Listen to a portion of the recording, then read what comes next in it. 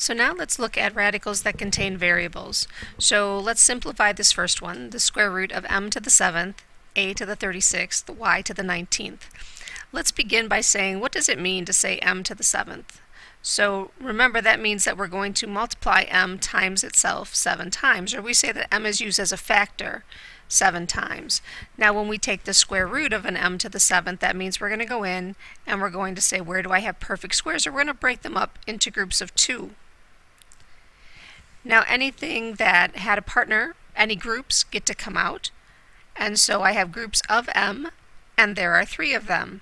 And then anything left without a partner has to stay under the square root sign. So I have an m without a partner, that will stay under the square root sign. Now I don't want to write out a 36 times, but really what I'm going to do is I'm going to take that exponent. I've got 36 a's lined up. I need to partner them up. So I need pairs of a's. So how many pairs would I have if I had 36 a's? Well, I would have 18 pairs. So I have an a to the 18th. I have pairs of a, and there will be 18 of them. And then if I have a y to the 19th, I have 19 y's multiplied together.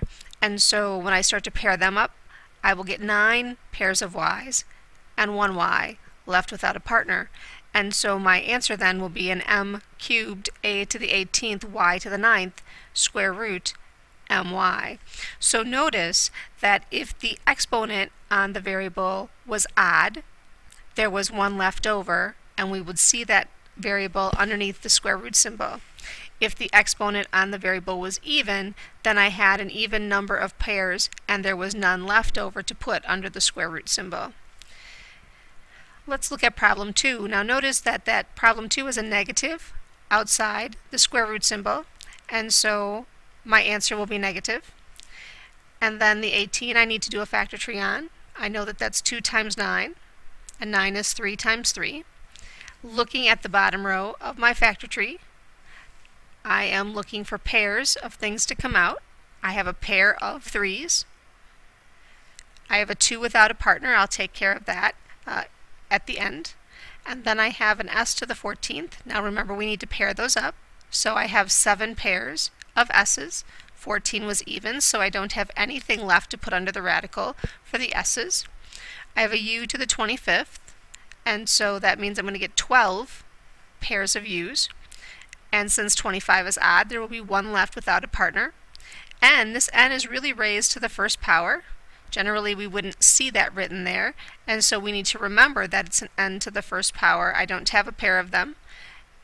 And so underneath the radical, I've got the 2 without a partner from the 18, the u from the u to the 25th, and the n from the n to the first. And so my final answer then will be negative 3 s to the 7th, u to the 12th, square root of 2un. So again, remember that as we divide these up into partners, if the exponent is even, then we won't have any of that variable left underneath the square root sign. And if the exponent is odd, there will be 1 left over without a partner to put under the square root symbol.